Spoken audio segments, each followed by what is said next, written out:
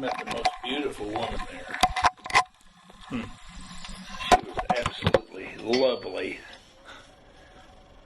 I thought it reminded me of the song, John Lennon song, Norwegian Woods. Yeah. So that was your first impression? Well, I'm a big Beatle fan. Hmm. Always have been.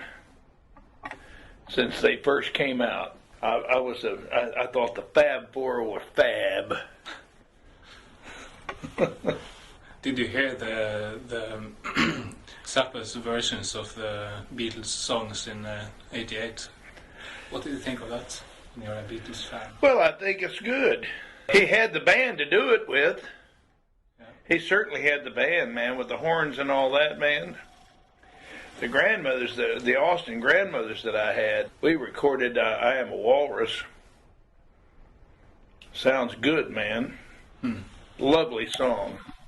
We used to do A Day in the Life.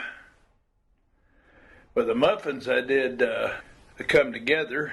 And then it went Come Together, and then it went into Baby You Can Drive My Car, and then back into Come Together again. Wild, good version. We put that medley together in 2001 because we got a gig at the Cavern in Liverpool, and so we wanted to.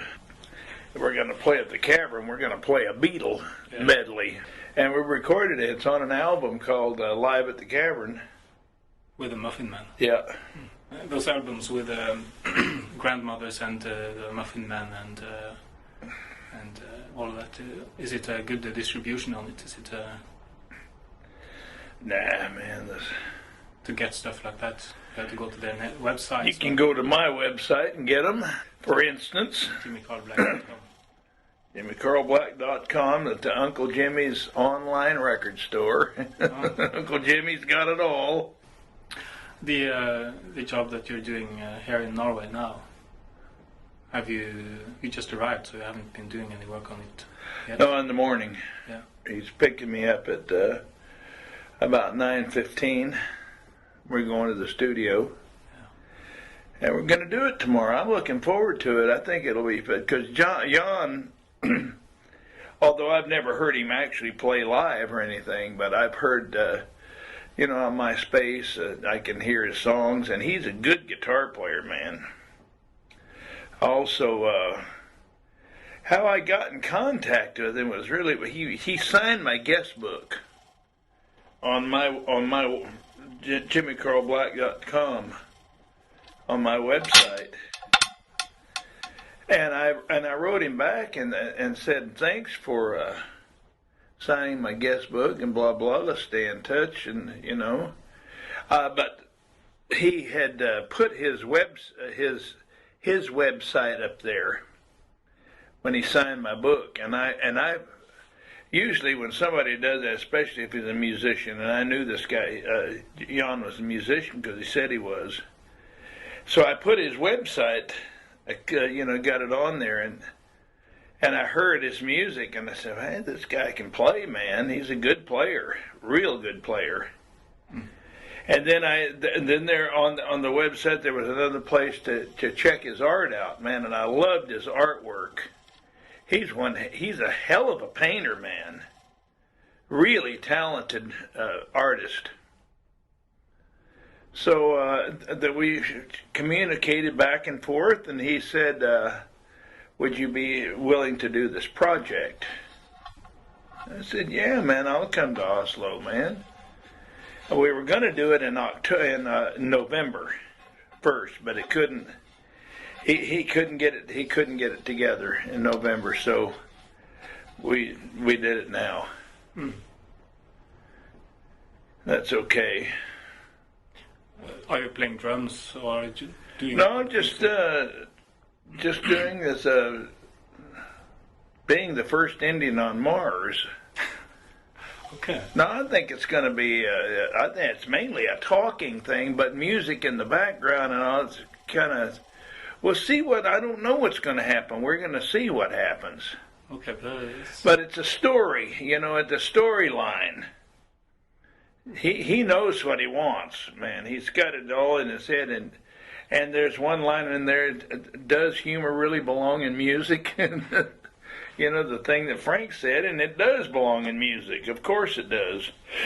Why not? It belongs everywhere, I think. But especially music. You can just get way too serious about music and ruin the whole thing, man. That's what I think. It's better to have a little fun. That's why I like the blues, man. That's why I play the blues. Because it's fun. Oh, it's fun to do, man. Nobody takes it seriously. No, a lot of the lyrics, for instance, on the, I just have to think about the Ruben and the Jets album, the lyrics on those songs and other. Well, a lot of those songs were from Freak Out. We just slowed it down. I mean, it just did a doo-wop version of it. Do you want a beer? Yeah.